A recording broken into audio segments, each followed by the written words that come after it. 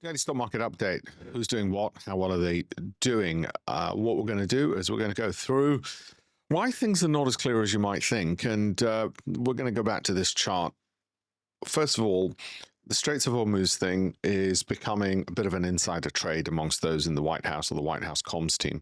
And so you're getting good news, bad news, good news, bad news. What they've worked out is they can make millions, if not hundreds of millions, by just betting on what the president's going to say next. Somebody somewhere is getting the information ahead of time. So Wednesday, the deadline ends. It's obviously going to be extended. The markets will fall before that. Then Thursday, they rise. That's the goal. Okay, one down day, one up day. The shorter the time frame you trade on, the bigger the move, the more money you can make. It's just simple arithmetic.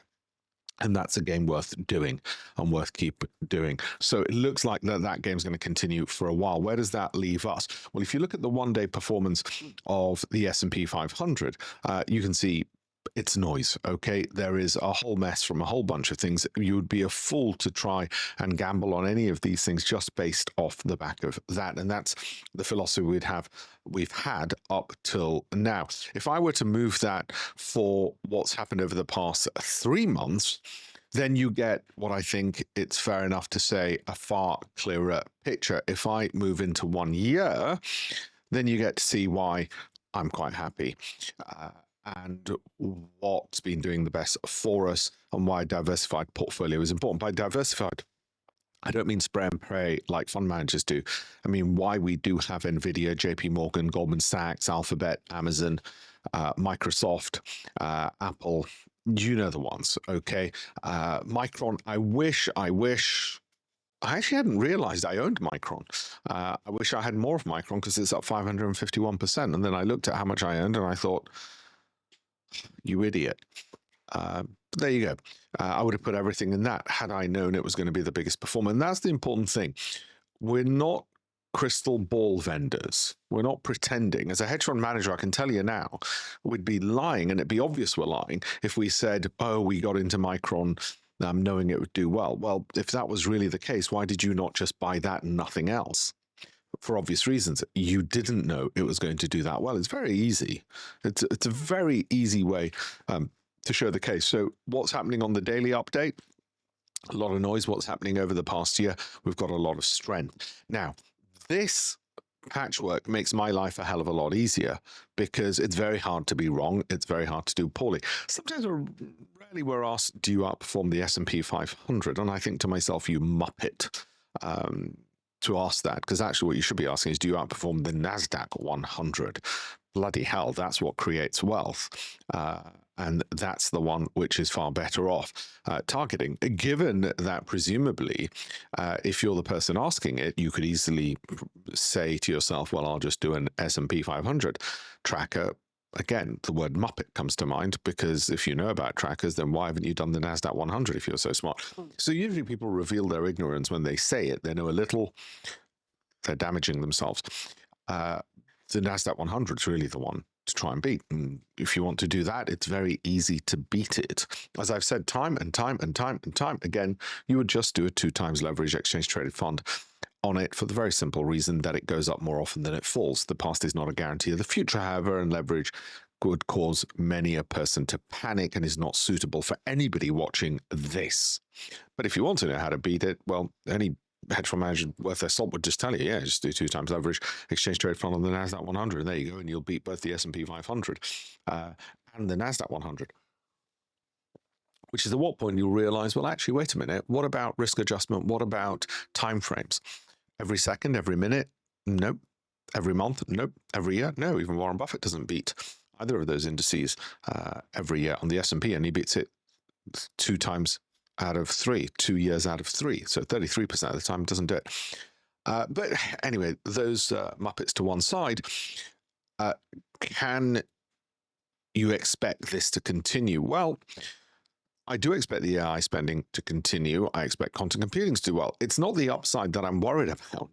I'm never worried about the upside. I don't stay awake at night thinking, oh God, maybe we'll make too much money. It's the downside. It's ensuring we don't panic, our clients don't panic. Because if you've got an upside, and we know statistically over the last 100 years. Statistically, you've got the upside.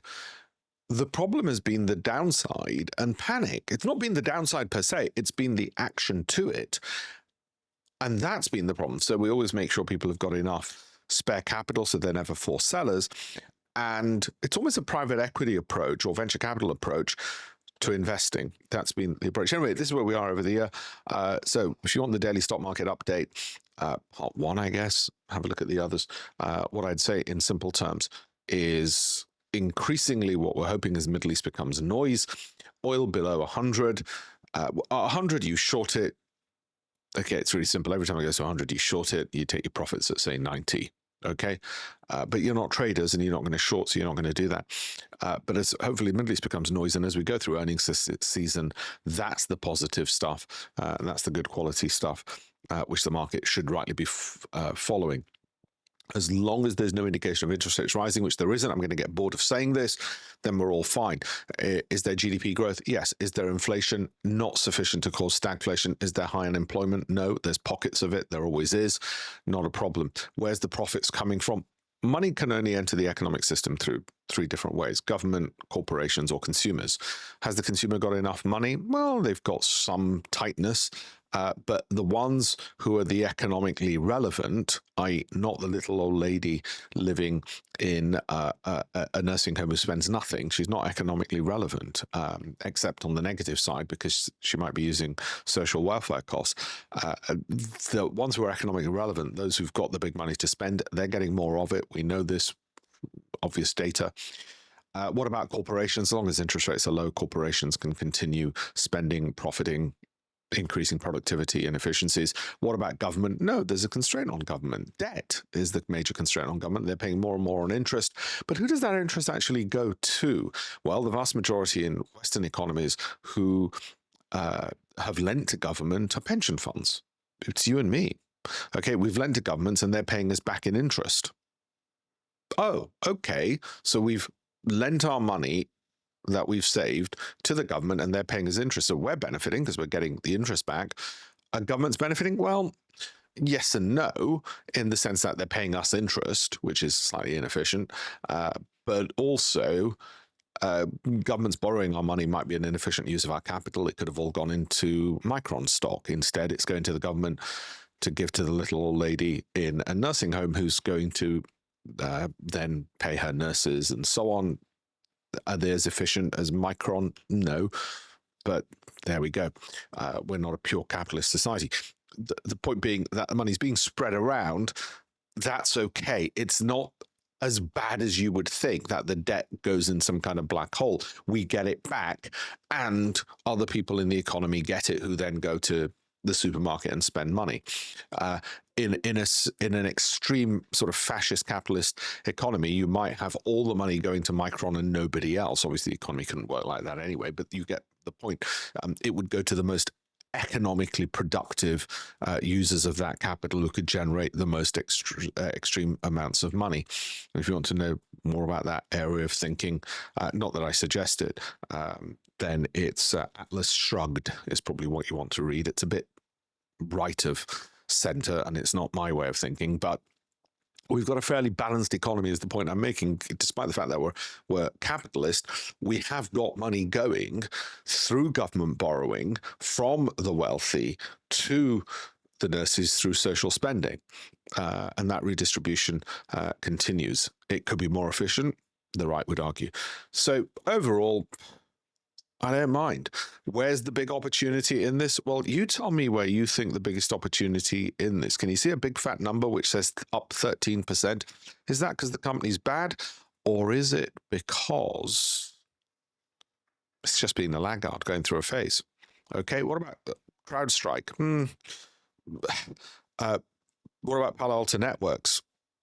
They're all good companies. Some of them are lagging. But the one I'd have most confidence about at the moment is Microsoft. What about Intel? Too volatile for me. What about some of these in software applications? The worry being AI is going to remove their jobs and the like. Well, you can see a lot of reds, and it's not something that we're involved in. I don't think we've got any of those ourselves. No other reason than they don't come up on our value growth income, cash flow, Sortino, metrics. So anyway, that's where we are with all of those companies. Put the screen back up. Those are the software ones. Okay, that's what you see on screen. That's where we are, and I'm pretty happy where we are. Basically, very little for me to do other than cycle. But I certainly don't need to recycle my stocks. If you want to learn more about how to take control of your pension, and every person can do it who can learn to drive a car, then have a look at alpeshpatel.com. I've written 18 books on getting people to do it, 200 columns in the Financial Times on getting people to do it for themselves. And as a hedge fund manager, I can tell you, you as a retail client can invest for yourself, and you should do.